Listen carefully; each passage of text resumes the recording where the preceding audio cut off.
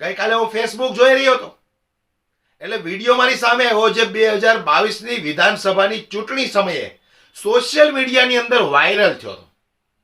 એ video મેં જોયો, મને એવું લાગ્યું કે આ વિડીયો ઉપર મારે આ વ્યક્તિને જવાબ દેવો જરૂરી છે.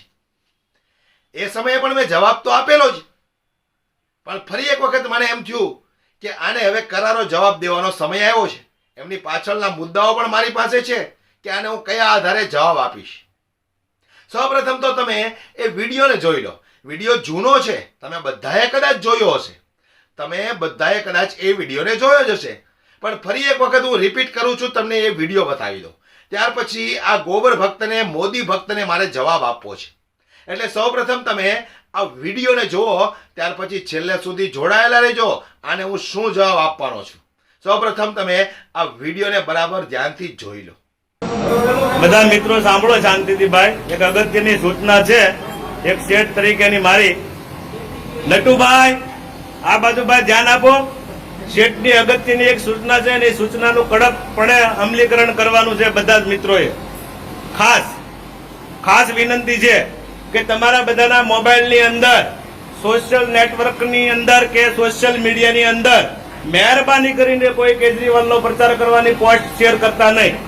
અને જે પણ મિત્રોએ કેજરીવાલની પોસ્ટ શેર કરવી હોય એ મિત્રોએ મારા કારખાનામાંથી અત્યારે ઊભા હિસાબ કરાવીને પગાર લઈ જવાની છૂટી છે.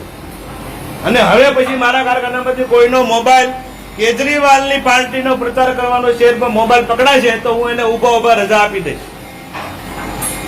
એટલે બધા મિત્રોએ આ મારી વાતનું ખાસ અગત્યપણે ધ્યાન દેવું અને એની નોંધ લેવાની છે. બરાબર? ભારત માતા કી જય. જય હિન્દ. વંદે માતરમ. જોયું ને દોસ્તો?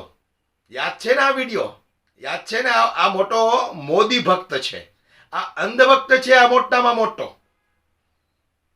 એ વખતે બહુ મોટા બણગાઓ ફૂંકતો હતો કે અરવિંદ કેજરીવાલનો વિડીયો કે અરવિંદ કેજરીવાલની પોસ્ટ કોઈ શેર કરી તો મારા કારખાનામાંથી તાત્કાલિક હિસાબ લઈને ચાલતી પકડજો. કારણ કે આ ભારતીય જનતા પાર્ટીનો મોટો ભક્ત છે. એમને એમ હતું કે 2022ની ચૂંટણી ભારતીય જનતા પાર્ટી જીતી જશે, એટલે અમે લોકો ડાયમંડના કારખાનાઓ ચલાવીએ છીએ, અમારે ડાયમંડ વાળાને ઘણી બધી સારી સુવિધાઓ મળશે, અમારા ડાયમંડનો ધંધો આગળ વધશે. આવું હતું આને, આ અંધભક્તને. પણ શું થયું? સાલું બધું ઉલટું પડી ગયું. 2022માં ભારતીય જનતા પાર્ટીની 156 સીટ તો આવી ગઈ, પણ આજે હીરા ઉદ્યોગની હાલત શું છે? હીરા ઉદ્યોગની હાલત છોડો દોસ્તો, આ અંધભક્ત મોદી ભક્તની હાલત શું છે? ક્યાં છે? તમારા સાહેબ આવ્યા હતા, ડાયમંડ બુશનું ઉદ્ઘાટન કર્યું. ડાયમંડ બુશનું ઉદ્ઘાટન કર્યું. 4400 ઓફિસ ડાયમંડ બુશની અંદર છે. ચાલુ કેટલી છે? ચાલુ કેટલી છે? આજે 4 મહિના થઈ ગયા, માત્ર ને માત્ર 4 ઓફિસ ચાલુ છે. બાકી આખું ડાયમંડ બુશ બંધ પડ્યું છે. બોલ હવે, આ અંધભક્તને હું પૂછવા માંગુ છું. બહુ મોટા ઉપાડે વખાણ કરતો હતો કે નરેન્દ્રભાઈ મોદીને જ વોટ આપવાનો છે, કેજરીવાલને કોઈ સમર્થન કર્યું તો મારા કારખાનામાંથી હિસાબ લઈને ચાલતી પકડજો. આજે શું હાલત છે ડાયમંડની? તારા જેવા અંધભક્તને કારણે જ આજે હીરા ઉદ્યોગની આ હાલત છે, ડાયમંડ બુશની આ હાલત છે.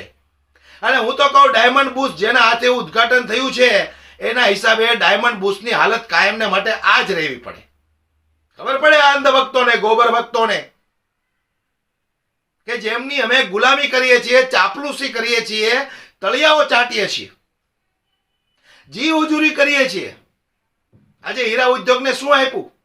ડાયમંડ બુશના નામે ભારતીય જનતા પાર્ટીનો પ્રચાર કરીને નરેન્દ્રભાઈ મોદી વૈયા ગયા. તમારા ડાયમંડ બુશને લાગી ગયું બૂચ.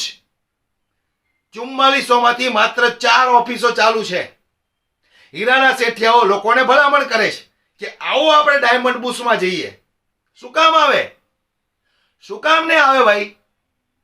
તમને બધાને ખર્ચો પોસાય. વરાછા વિસ્તારમાંથી, મહિધરપુરાના વિસ્તારમાંથી છેક ડુમ્મસ રોડ ઉપર જવાનું. ચાલો આવા જવામાં આટલો સમય કાપવાનો, રસ્તામાં 1-2 પોલીસ વાળા અડી ગયા તો 1500-2000 રૂપિયાનો તોડ પાણી થઈ જાય. શું કામ આવે નાનો માણસ ત્યાં? તમારે બધાને જી હજૂરી કરવાની છે, ચાપલુસી કરવાની છે. એટલા માટે તમારે ડાયમંડ બુશને ફરી એક વખત ચમકાવવું પડે એમ છે. કારણ કે તમારા સાહેબ ઉદ્ઘાટન કરીને ગયા હતા. કરો જી હજૂરી, કરો ગુલામી. ફરી એક વખત નરેન્દ્રભાઈની જરૂર છે તો આપો નરેન્દ્રભાઈને વોટ. શું કર્યું હીરા ઉદ્યોગ માટે? ડાયમંડ બુશનું ઉદ્ઘાટન કર્યું ત્યારે મેં કીધું હતું કે ડાયમંડ બુશનું ઉદ્ઘાટન જે વ્યક્તિના હાથે થશે એ વ્યક્તિ જો દેશના વડાપ્રધાન હોય તો પતી ગયું ડાયમંડ બુશનું. અને સારું, ડાયમંડ બુશનું ઉદ્ઘાટન એના હાથે જ થયું. હવે વગાડો તાળી. અને ક્યાં છે આવડો અંધભક્ત કેજરીવાલના ફોટા વિડીયો શેર ન કરતા? તો હવે કેરાક બેઠો બેઠો તું તારા સાહેબના ફોટા વિડીયો ને શેર. આજે જોઈએ છીએ અમે હીરા ઉદ્યોગની કેવી હાલત છે, કેટલી મંદી છે હીરામાં. હજુ તો રાહ જો 2024 જીતવા દો. 2024 જીતવા દો. ચાલો અહીંયાથી પસીનો આવે અને છેક પગની પાની સુધી ના પહોંચે ને તો મને યાદ કરજો તમે. બહુ જી હજૂરી કરવાનો શોખ છે ને સાહેબનો. સાહેબને કોઈ પડી નથી. સાહેબને ફક્ત એમને ચૂંટણી પ્રચાર વખતે, ચૂંટણી સમયે બિઝનેસમેન પાસેથી કેટલું ફંડ આવે છે એની પડી છે. બાકી તમારા જેવા લોકોની એને કોઈ જરૂર નથી. પણ તમે જી હજૂરી કર્યા રાખો, ગુલામી કર્યા રાખો.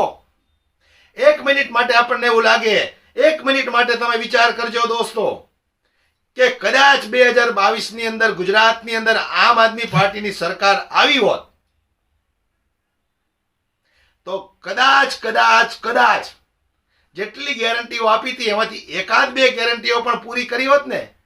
જેમ કે મફત વીજળી છે, મફત આરોગ્યની સુવિધા છે, મહિલાઓને બસમાં મુસાફરી મફત પાણીની સુવિધા, સારી સરકારી સ્કૂલો બનાવવાની સુવિધા. આમાંથી કદાચ એકાદ બે પૂરી કરી હોત ને તો 50% રત્ન કલાકારોને, હીરા ઉદ્યોગના લોકોને ઘણી બધી રાહત મળી જાત. પણ શું કામ આપણે તો જન્મ લીધો છે ગધા મજૂરી કરવા માટે. આપણે મફત ના ચાલે. આપણે તો ખમીરવંતી ગુજરાતી કહેવાય, બરાબર ને? આપણે મફત ના ચાલે. કરો ગુલામી. જ્યાં સુધી પરસેવો ના છૂટી જાય ત્યાં સુધી બળ કેરા રાખો, ગધા મજૂરી કેરા રાખો. મજા આવે છે એમને તો બહુ. 2024 ભારતીય જનતા પાર્ટીની જ સરકાર બનવી પડે. એક વખત ચલા અંધભક્તો, ગોબર ભક્તોને રેલો આવી જવો પડે, પછી જો મજા આવે એ જોવાની.